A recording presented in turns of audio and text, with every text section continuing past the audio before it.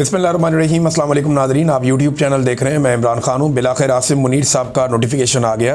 काफ़ी लंबा काम हो गया था और बहुत सारी चमगोइयाँ हो रही थी। पहले बहुत सारे लोग कह रहे थे किसी नोटिफिकेशन की ज़रूरत नहीं है, तो उन सारे लोगों के लिए बड़ी शर्मिंदगी की बात है कि नोटिफिकेशन ही बिलाखिर आया। और सदर पाकिस्तान की जानिब से दो नोटिफिकेशन जो है वो दो किस्म के सामने आए हैं। एक उन्होंने अंग्रेज़ी में ट्वीट किया जो प्रेसिडेंट ऑफ पाकिस्तान का अकाउंट है, और दूसरा उन्होंने उर्दू में ट्वीट किया, और दोनों के अंदर जो बताया गया वो एक ही चीज़ है। लेकिन जो नीचे नोटिफिकेशन है, अगर उन्हें आप गौर से देखें तो एक के अंदर जो अंग्रेज़ी में पहले किया गया उसमें डेट नहीं लिखी हुई, यानी आसिफ अली जरदारी के दस्तखत हैं। दोनों दस्तखत हैं, मामूली से फ़र्क है, इतना तो हो ही जाता है हर एक का दस्तखत करते हुए। लेकिन जो तारीख़ है, तारीख़ का खाना खाली है, यानी 12/2025 लिखा हुआ है कि दिसंबर 2025। लेकिन जब आप इसका उर्दू वाली ट्वीट देखते हैं जिसमें बताया गया कि जरदारी साहब ने फील्ड मार्शल आसिम मुनीर की बैक वक्त, यानी एक ही वक्त में उन्हें आर्मी चीफ और CDF chief of the defence forces के लिए 5 साल के लिए बतौर आर्मी चीफ और चीफ ऑफ डिफेंस फोर्सेस तकर्री की मंजूरी दे दी है। और जो एयर चीफ है ज़हीर अहमद बाबर सिद्धू, इनकी मुद्दत मुलाजमत में 2 साल की तौसीक़ की गई है, और ये तौसीक़ शुरू होगी 19 मार्च 2026 से, जब वो पिछली तौसीक़ से रिटायर होंगे। तो ये इनको बार बार तौसीक़ मिल रही है। नवाज शरीफ साहब का बड़ा अच्छा ताल्लुक़ है इनके साथ, ज़हीर अहमद बाबर सिद्धू साहब के साथ, और उसी ताल्लुक़ की बुनियाद के ऊपर इनको भी ऐसा लगता है कि तौसीक़ मिल गई है। तो आसिम मुनीर साहब अब आर्मी चीफ भी हैं, फील्ड मार्शल भी हैं, CDF भी हैं, ताहयात इस्तिस्ना भी है उनके पास, ताहयात मुराद भी है उनके पास। फील्ड मार्शल के ओहदे से अगर उन्हें हटाना है तो हटाने के लिए भी आपको सदर की इम्पीचमेंट जैसा एक मुश्किल रास्ता इख्तियार करना पड़ेगा। बहरहाल आसिम मुनीर साहब के लिए अब नए चैलेंजेस होंगे, और कहा तो ये जा रहा है जनाब, एक नया दिन शुरू होने जा रहा है आज के दिन से, और एक नई उड़ान होगी। तो आसिम मुनीर का अपना स्टेटमेंट क्या है, पहले वो देखते हैं, फिर आपको बताते हैं कि उनके लिए चैलेंजेस ऐसे कौन से हैं जिसका उन्हें सामना करना पड़ेगा। तो एक तो ये उर्दू वाली जो ट्वीट बाद में की गई, इसमें फिर 4 दिसंबर की डेट दे दी गई, और जो पहले वाली थी उसके अंदर कोई डेट नहीं थी।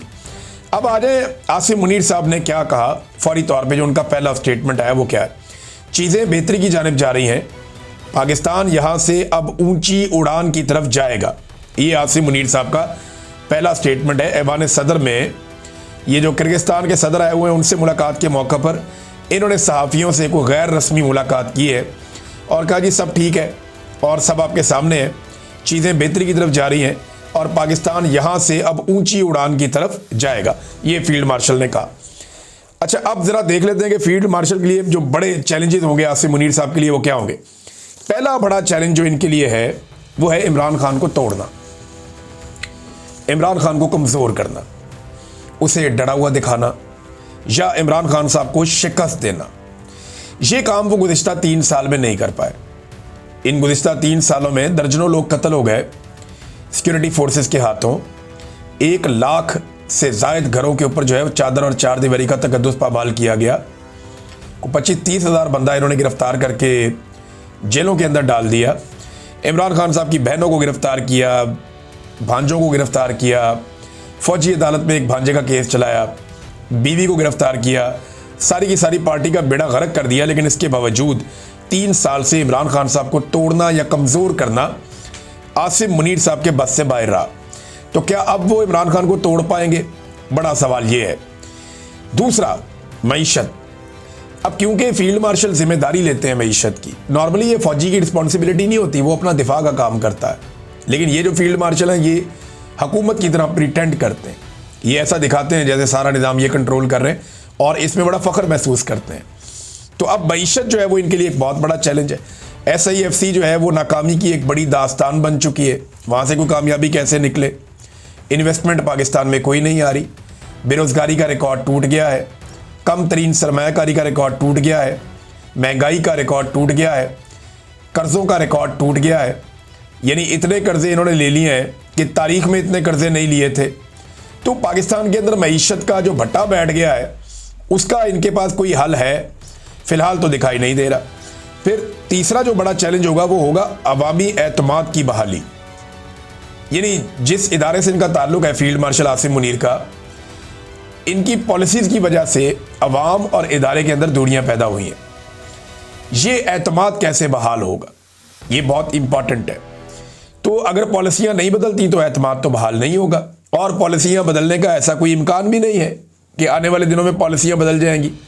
पॉलिसियां तो वही रहेंगी, वो सोच भी वही रहेगी।